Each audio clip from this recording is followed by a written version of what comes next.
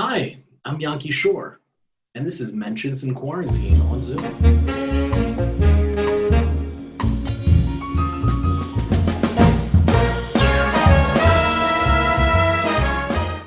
My guest today is Daniel Klein.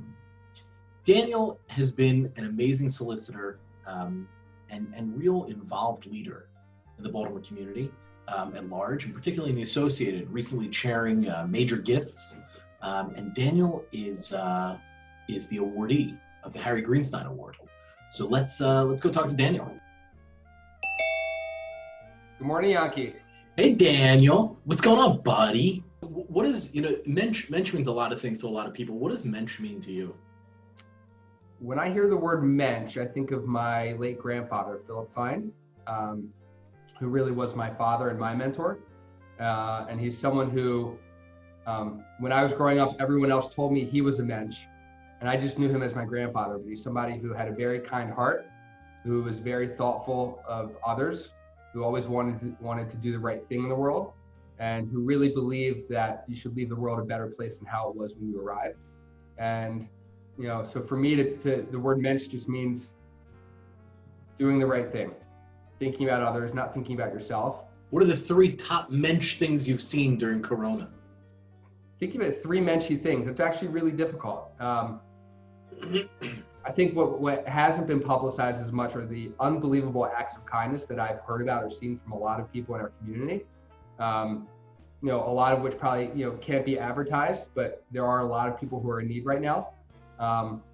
And I know of a tremendous amount of situations of people that I know through the Jewish community and through the Associated that have helped out, not necessarily through the system, but individually. People who've lost their jobs and needed some assistance, people who've had family members who are sick, where other families have come in to provide additional support. And I think this is a time where compassion should lead, and it's something that it's been nice to see for those that I'm close to. I hear that. There's a lot of stuff that's going on and great things. There's been a lot of, I think the word of the day is pivot.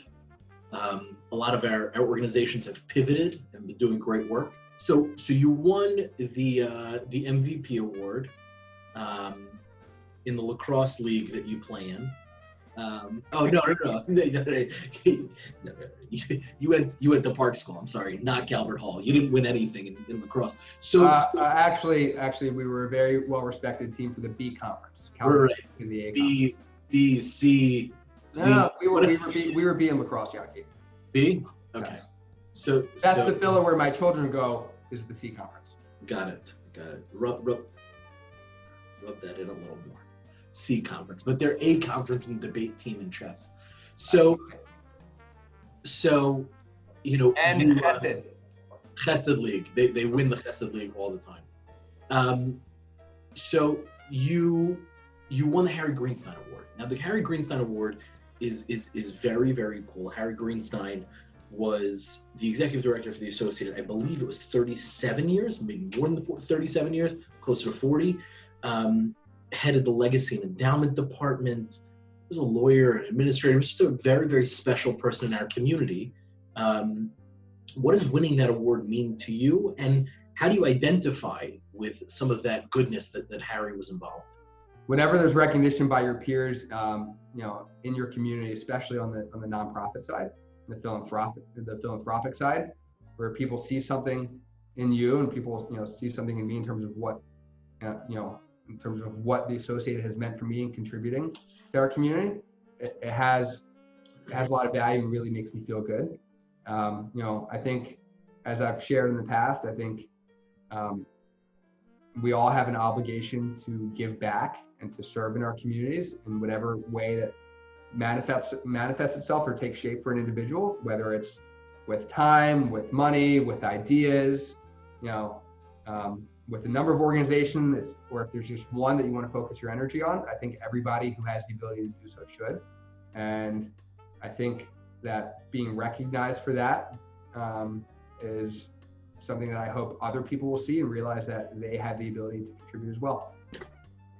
What's your take on Deshaun Jackson's comments? Oh, we're going there.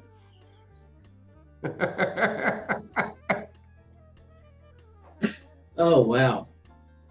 Actually, there was a nice article where Mitchell Schwartz was quoted a few times. Mitchell Schwartz is a now retired Jewish offensive lineman who played for the Kansas City Chiefs and the He Cleveland did. He and Browns. his brother both. They're twins. Yeah, I think it was Joe Schwartz and Mitchell Schwartz. I believe Mitchell was quoted, not Joe. Maybe Joe is not as observant as Mitchell. I don't know why they went to Mitchell but not the brother. But they asked him what his feelings were on it, and he if he thought that Deshaun Jackson should be suspended or released, and he said in a very Menschy way that he actually thought the best thing that could result would be that it would be a learning experience for Deshaun Jackson, and he could be educated as to why what he posted was anti-Semitic, why it was hurtful, and why he should be outspoken against actions like that in the future, which I think is representative of sort of a Jewish philosophy in terms of how to try to address a problem, and by education and by teaching. And I thought it was nice to read as opposed to some outsized response that could have gone the other way. We're here, we're doing things differently. How are you staying involved and really making an impact? It's a complicated time in terms of people trying to understand where they focus their energies today. So much has evolved and shifted over the past 4 months, but I'm still in the position for this upcoming year as the campaign chair for Major Gifts. It never stops, but it's important to continue to stay engaged. And I'm excited to see how people are engaged virtually, maybe in person, but in a socially distant manner in the coming year, and just to see how things evolve and how we come together as a community.